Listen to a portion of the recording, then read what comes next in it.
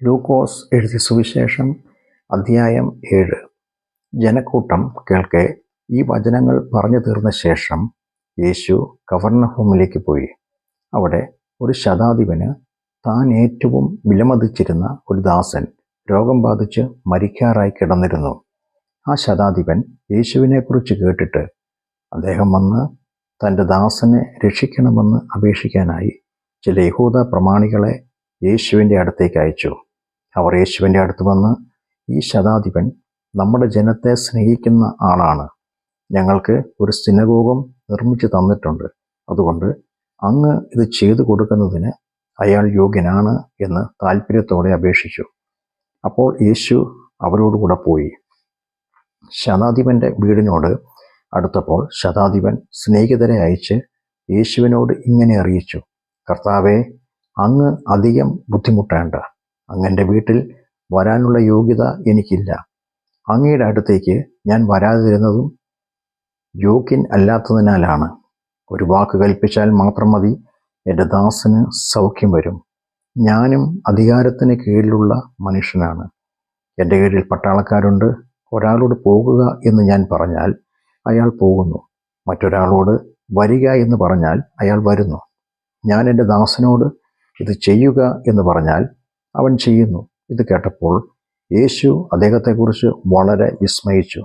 തിരിഞ്ഞ് തന്നെ അനുഗമിക്കുന്ന ജനക്കൂട്ടത്തോട്, ഇസ്രായേലിൽ പോലും ഇത്ര വലിയ വിശ്വാസം ഞാൻ കണ്ടിട്ടില്ല എന്ന് ഞാൻ നിങ്ങളോട് പറയുന്നു എന്ന് പറഞ്ഞു. പറഞ്ഞയച്ചിരുന്നവർ വീട്ടിൽ മടങ്ങിയെത്തിയപ്പോൾ ആ ദാസനെ പൂർണ്ണ ആരോഗ്യത്തോടെ കണ്ടു. ഇത് കഴിഞ്ഞ ഉടനെ യേശു നയീൻ എന്ന പട്ടണത്തിലേക്ക് പോയി. ശിഷ്യരും വലിയൊരു ജനക്കൂട്ടവും യേശുവിനെ അനുഗമിച്ചിരുന്നു. യേശു നഗരവാതിലിന് അടുത്തെത്തിയപ്പോൾ മരിച്ചുപോയ ഒരാളെ പുറത്തേക്ക് കൊണ്ടുവരുന്നു. അവൻ തൻ്റെ അമ്മയുടെ ഏകമകനും അവൾ വിധവയുമായിരുന്നു. പട്ടണത്തിൽ നിന്ന് വലിയൊരു ജനക്കൂട്ടവും അവളോടുകൂടി ഉണ്ടായിരുന്നു. അവരെ കണ്ടപ്പോൾ കർത്താവിൻ്റെ മനസ്സലിഞ്ഞു. അവിടുന്ന് ആ വിധവയോട് കരയേണ്ട എന്ന് പറഞ്ഞു. യേശു അടുത്തു ചെന്നു ശവമഞ്ചം തൊട്ടു. അത് ചുമക്കുന്നവർ നിന്നു. യേശു പറഞ്ഞു, യുവാവേ, ഞാൻ നിന്നോട് പറയുന്നു, എഴുന്നേൽക്കുക. മരിച്ചവൻ എഴുന്നേറ്റിരുന്ന് സംസാരിച്ചു തുടങ്ങി. യേശു അവനെ അവൻ്റെ അമ്മയ്ക്ക് മടക്കി നൽകി. എല്ലാവരും ഭയം നിറഞ്ഞവരായി ദൈവത്തെ മഹത്വപ്പെടുത്താൻ തുടങ്ങി. ഒരു വലിയ പ്രവാചകൻ നമ്മുടെ ഇടയിൽ എഴുന്നേറ്റിരിക്കുന്നു. ദൈവം തൻ്റെ ജനത്തെ സന്ദർശിച്ചിരിക്കുന്നു എന്ന് അവർ പറഞ്ഞു. യേശുവിനെക്കുറിച്ചുള്ള ഈ വാർത്ത യഹൂദയിൽ എല്ലായിടത്തും പരിസര പ്രദേശങ്ങളിലും പരന്നു.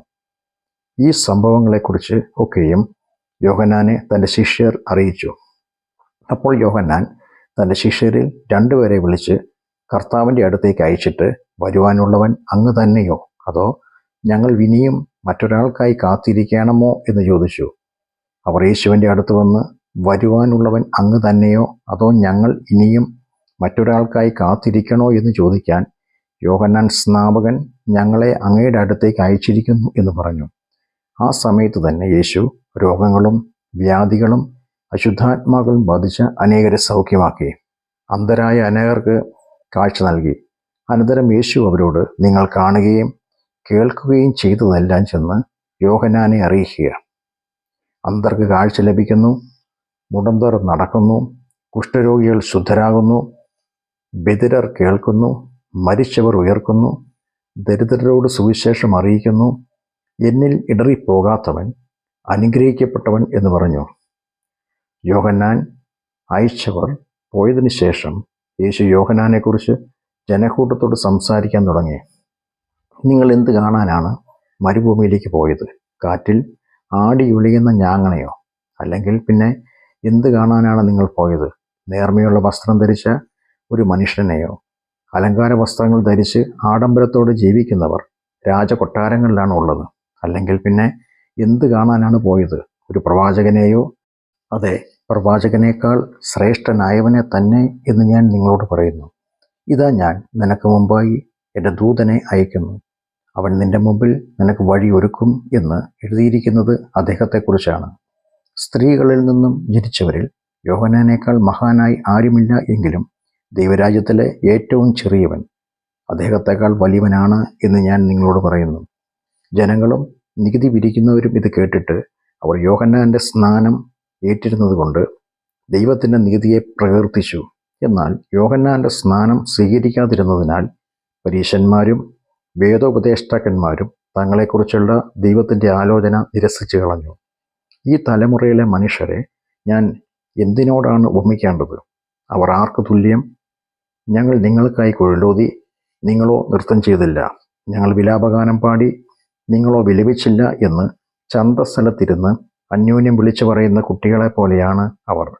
അപ്പം തിന്നാത്തവനും വീഞ്ഞു കുടിക്കാത്തവനുമായി യോഹന്നാൻ സ്നാപകൻ വന്നു, അവനിൽ ഭൂതമുണ്ട് എന്ന് നിങ്ങൾ പറയുന്നു. മനുഷ്യപുത്രനാകട്ടെ ഭക്ഷിക്കുകയും കുടിക്കുകയും ചെയ്യുന്നവനായി വന്നു. അപ്പോൾ ഇതാ, ഭക്ഷണപ്രിയനും കുടിയനുമായ മനുഷ്യൻ, നികുതി പിരിവുകാരുടെയും പാപികളുടെയും സ്നേഹിതൻ എന്ന് നിങ്ങൾ പറയുന്നു. എന്നാൽ ജ്ഞാനം തൻ്റെ എല്ലാ മക്കളിലും ന്യായീകരിക്കപ്പെട്ടിരിക്കുന്നു. ആ സമയത്ത് ശീമോൻ എന്നു പേരുള്ള ഒരു പരീശൻ തന്നോടുകൂടെ ഭക്ഷണം കഴിക്കാൻ യേശുവിനെ ക്ഷണിച്ചു. യേശു ആ പരീശൻ്റെ വീട്ടിൽ പ്രവേശിച്ച് ഭക്ഷണത്തിനിരുന്നു. ആ പട്ടണത്തിൽ പാപിനിയായ ഒരു സ്ത്രീ ഉണ്ടായിരുന്നു. യേശു ആ പരീശൻ്റെ വീട്ടിൽ ഭക്ഷണത്തിനിരിക്കുന്നു എന്നറിഞ്ഞ് അവൾ വെൺകല്ല് കൊണ്ടുള്ള കുപ്പിയിൽ സുഗന്ധതൈലം കൊണ്ടുവന്നു. അവൾ യേശുവിൻ്റെ പിന്നിൽ കാൽക്കൽ കരഞ്ഞുകൊണ്ട് നിന്നു. കണ്ണുനീര് കൊണ്ട് യേശുവിൻ്റെ പാദങ്ങൾ നനച്ച് അവളുടെ തലമുടി കൊണ്ട് തുടച്ചു. ആ പാദങ്ങൾ ചുംബിക്കുകയും സുഗന്ധതൈലം പൂശുകയും ചെയ്തു. യേശുവിനെ ക്ഷണിച്ച പരീശൻ ഇത് കണ്ടിട്ട്, ഈ മനുഷ്യൻ ഒരു പ്രവാചകനായിരുന്നെങ്കിൽ തന്നെ സ്പർശിക്കുന്ന ഈ സ്ത്രീ ആരെന്നും എങ്ങനെയുള്ളവളെന്നും അറിയുമായിരുന്നു. അവളൊരു പാപിനിയല്ലോ എന്നുള്ളിൽ പറഞ്ഞു. യേശു അയാളോട്, ശീമോനെ, എനിക്ക് താങ്കളോട് ഒരു കാര്യം പറയാനുണ്ട് എന്ന് പറഞ്ഞു. ഗുരു, പറഞ്ഞാലും എന്ന് അയാൾ പറഞ്ഞു. പണം കടം കൊടുക്കുന്ന ഒരാൾക്ക് 2 കടക്കാർ ഉണ്ടായിരുന്നു. ഒരാൾ 500 ദിനാരിയും മറ്റേയാൾ 50 മടക്കി കൊടുക്കാനുണ്ടായിരുന്നു. തിരിച്ചടയ്ക്കാൻ ഒന്നുമില്ലാതിരുന്നതിനാൽ ഇരുവരുടെയും കടം അയാൾ ഇളച്ചു കൊടുത്തു. എങ്കിൽ അവരിൽ ആരാണ് അദ്ദേഹത്തെ കൂടുതൽ സ്നേഹിക്കുക? കൂടുതൽ ഇളച്ചു കിട്ടിയവനെന്ന് ഞാൻ കരുതുന്നു എന്ന് ശീമോൻ മറുപടി പറഞ്ഞു. താങ്കൾ വിധിച്ചത് ശരി തന്നെ എന്ന് യേശു അയാളോട് പറഞ്ഞു. പിന്നെ യേശു ആ സ്ത്രീയുടെ നേർക്ക് തിരിഞ്ഞിട്ട് ശീമോനോട് പറഞ്ഞത്, ഈ സ്ത്രീയെ താങ്കൾ കാണുന്നില്ലേ? ഞാൻ താങ്കളുടെ വീട്ടിൽ വന്നു, താങ്കൾ എൻ്റെ കാലിന് വെള്ളം തന്നില്ല. എന്നാൽ കണ്ണുനീര് കൊണ്ട് ഇവൾ എൻ്റെ പാദങ്ങൾ നനച്ച് തൻ്റെ തലമുടി കൊണ്ട് തുടച്ചു. താങ്കൾ എനിക്ക് ചുംബനം തന്നില്ല. എന്നാൽ ഞാൻ അകത്ത് വന്നത് മുതൽ ഇവൾ എൻ്റെ പാദങ്ങൾ ചുംബിക്കുന്നത് നിർത്തിയിട്ടില്ല. താങ്കൾ എൻ്റെ തലയിൽ എണ്ണ പൂശിയില്ല. എന്നാൽ എൻ്റെ പാദങ്ങളിൽ ഇവൾ സുഗന്ധതൈലം പൂശിയിരിക്കുന്നു. അതുകൊണ്ട് ഞാൻ താങ്കളോട് പറയുന്നു, ഇവൾ കൂടുതൽ സ്നേഹിച്ചതിനാൽ ഇവളുടെ എണ്ണമറ്റ പാപങ്ങൾ ക്ഷമിക്കപ്പെട്ടിരിക്കുന്നു. അല്പം ക്ഷമിച്ച് കിട്ടിയവൻ അല്പം സ്നേഹിക്കുന്നു. പിന്നെ യേശു അവളോട്, നിന്റെ പാപങ്ങൾ ക്ഷമിക്കപ്പെട്ടിരിക്കുന്നു എന്ന് പറഞ്ഞു. അപ്പോൾ യേശുവിനോടുകൂടെ ഭക്ഷണത്തിനിരുന്നവർ, പാപക്ഷമയും നൽകാൻ ഇദ്ദേഹം ആരാണ് എന്ന് പരസ്പരം പറഞ്ഞു തുടങ്ങി. യേശു ആ സ്ത്രീയോട്, നിന്റെ വിശ്വാസം നിന്നെ രക്ഷിച്ചിരിക്കുന്നു, സമാധാനത്തോടെ പോകുക എന്ന് പറഞ്ഞു.